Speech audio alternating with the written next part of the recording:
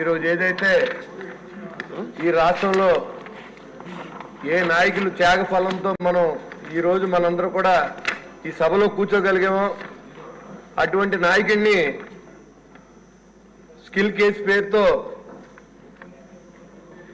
53 రోజులు అరెస్ట్ చేసినప్పుడు ఆ జైల్లో మరి సీసీ కెమెరాల పాస్వర్డ్లు కానీ ఇవన్నీ కూడా జగన్మోహన్ రెడ్డి గారికి ఇచ్చి చూపించే ప్రయత్నంలో కానీ, అంతేకాకుండా ఆ ఫోటోల్ని సాక్షి టీవీలో వాటిలో చూపించడం కానీ, మరి ఇవన్నీ ఎలా జరిగినాయి అధ్యక్ష అనే దాని మీద నాకు వచ్చిన అధ్యక్ష, ఇవాళ ఆ రోజు ఉన్నటువంటి రవికిరణ్ రెడ్డి గారు డిఐజీ గారు మరి ఆయన నేతృత్వంలో జరిగింది.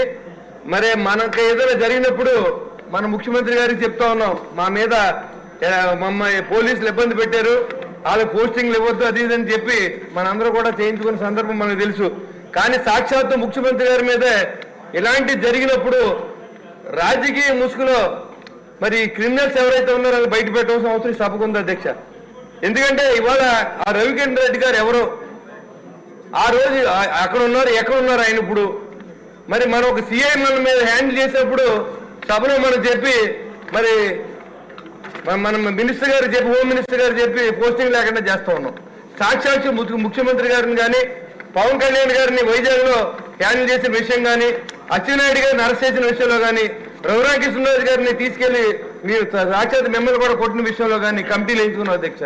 మరి అదేవిధంగా ఇవాళ ముఖ్యమంత్రి గారి మీద రాజకీయ ముసుగులో ఈ క్రిమినల్ ఎవరు వెనకాలండి, ఈ ఫోటోలు ఎవరు తీయించారు, అక్కడ ముఖ్యమంత్రి గారికి ఏమన్నా జరిగితే ఈ రోజు మనందరూ సభకు వచ్చేవాళ్ళమా?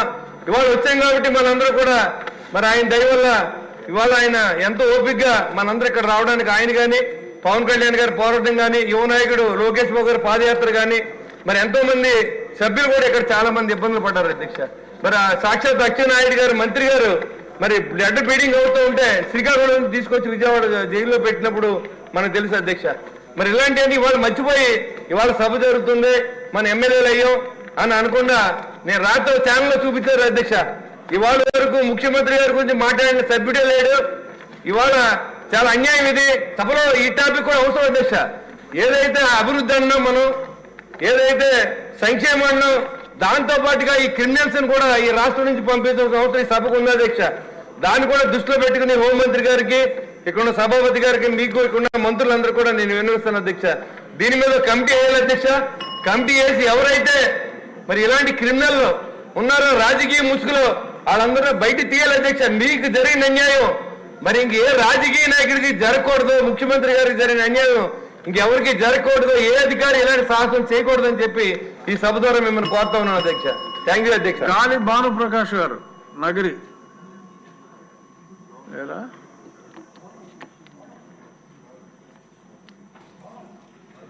లేరా? గల్లా ఉన్నారా?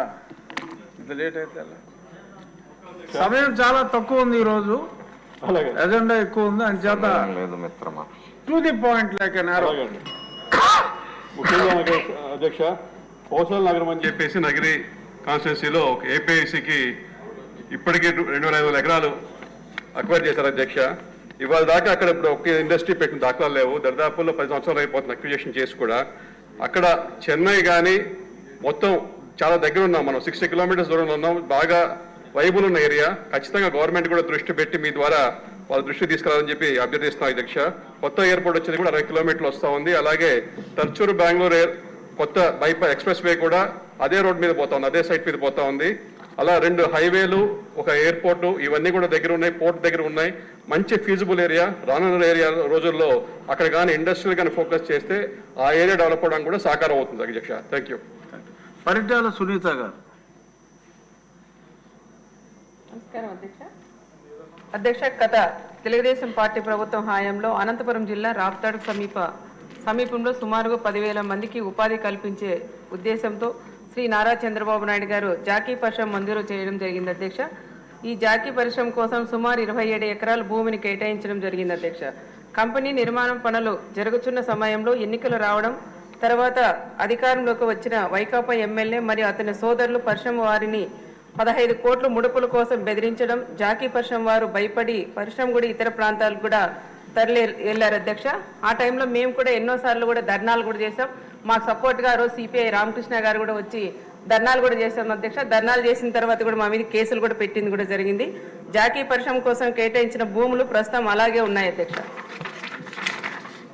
తిరిగి జాకీ పరిశ్రమ కూడా రప్పించడానికి చర్యలు తీసుకోవాలని, లేదా ఇతర పరిశ్రమలు నెలకొల్పి స్థానికులకు మహిళలకు ఉపాధి కల్పించాలని తమరి ద్వారా గౌరవ ముఖ్యమంత్రి గారిని కోరుచున్నాం అధ్యక్ష. 30 పేర్లు. గల్లా మాధవ్ గారు. అధ్యక్ష, మీ ద్వారా మున్సిపల్ మినిస్టర్ గారికి ఇళ్ల మధ్య ఖాళీ స్థలాల సమస్యని మీ దృష్టికి తీసుకొస్తున్నాం అధ్యక్ష. మా అర్బన్ పరిధిలో ప్రతి డివిజన్లో సుమారు 10 నుంచి 15 ఖాళీ స్థలాలు ఉంటాయి అధ్యక్ష. ఇవి మురుగుతో, చెత్తతో, పిచ్చి మొక్కలతో మరియు అనేకమైన విష సర్పాలకి నిలవులుగా ఉండిపోయి స్థానికంగా చాలా మందికి అసౌకర్యంగా ఉంటున్నాయి అధ్యక్ష. ఒక్కసారి మీరు ఈ పిక్చర్స్ చూస్తే అర్థమవుతుంది అధ్యక్ష. ఇవన్నీ కూడా అపార్ట్మెంట్స్ మధ్యలో ఖాళీ స్థలాలుగా మిగిలిపోయి ఉంటున్నాయి అధ్యక్ష. అయితే ఇవి మున్సిపల్ వారు అదే విధంగా ఆ స్థలాల యజమానుల యొక్క నిర్లక్ష్యానికి నిలవల్లాగా ఇటు అనారోగ్యానికి అటు అసాంఘిక కార్యకలాపాలకి ఇవి ఒక స్థానాలుగా మిగిలిపోతున్నాయి అధ్యక్ష. వీటి మీద దృష్టి పెట్టి వాళ్ళకి కఠిన చర్యలు తీసుకొని అదేవిధంగా ఈ వేకెంట్ ల్యాండ్ మెయింటెనెన్స్ని చాలా పటిష్టవంతంగా నిర్వహించాలి అని చెప్పి మున్సిపల్ శాఖ వారికి ఆదేశించాల్సిందిగా మినిస్టర్ గారిని కోరుకుంటున్నాను. చిర్రి బాలరాజు, పోలవరం.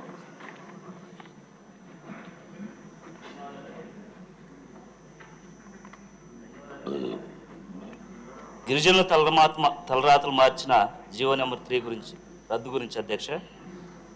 ఇప్పుడిప్పుడే చదువుకొని ఉద్యోగాల వైపు చూస్తున్నటువంటి గిరిజన మనుగుడు నిర్వీర్యం అయిపోయింది అధ్యక్ష. 2000 సంవత్సరంలో గౌరవ ముఖ్యమంత్రి నారా చంద్రబాబు నాయుడు గారు జీవో నెంబర్ 3ని తీసుకొచ్చి షెడ్యూల్ ప్రాంత ఉపాధ్యాయ పోస్టులకి స్థానిక ఎస్టీలకి ఇచ్చే విధంగా ఉత్తర్వులు జారీ చేశారు అధ్యక్ష. చరిత్ర చూస్తే అధ్యక్ష, 1986లో గౌరవ నందమూరి తారక రామారావు గారు జాతీయ విద్యా విధానాన్ని, నేషనల్ ఎడ్యుకేషన్ పాలసీని తీసుకొచ్చి దీని ప్రకారంగా జీవో నెంబర్ 275 ద్వారా షెడ్యూల్ ప్రాంతంలో ఉన్నటువంటి ఉపాధ్యాయ ఉద్యోగ స్థానికుల ఎస్టీలకి ఇవ్వడం జరిగింది అధ్యక్ష. అయితే మన ప్రభుత్వం అందరికీ, అన్ని కులాలకి మంచి చేసుకుంటూ వస్తుంది అధ్యక్ష. వైసీపీ హయాంలో షెడ్యూల్ ప్రాంతంలో ఉన్నటువంటి డిఎస్సి ఆదివాసీ నిరుద్యోగ ఉద్యోగస్తులకి వస్తాయి రావన్నటువంటి భయంతో ఉన్నారు అధ్యక్ష. మన ప్రభుత్వం అధికారంలోకి వస్తే జీవో నెంబర్ 3ని అమలు చేస్తామని ముఖ్యమంత్రి గారు హామీ ఇవ్వటం జరిగింది అధ్యక్ష. కానీ గత వైసీపీ పాలనలో జీవో నెంబర్ 3 గురించి ఒక ఎమ్మెల్యే కానీ, మంత్రులు కానీ, అలాగే ముఖ్యమంత్రి కానీ పట్టించుకున్నటువంటి దాఖలాలు లేవు అధ్యక్ష. కానీ కనీసం గిరిజనుల తరపున న్యాయస్థానంలో గత ప్రభుత్వం ఎక్కడ కూడా పోరాడలేదు అధ్యక్ష.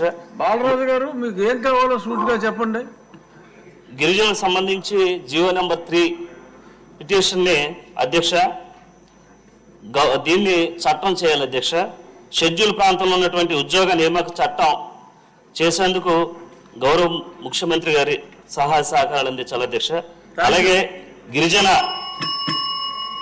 నిరుద్యోగ తరపున కూర్చోండి.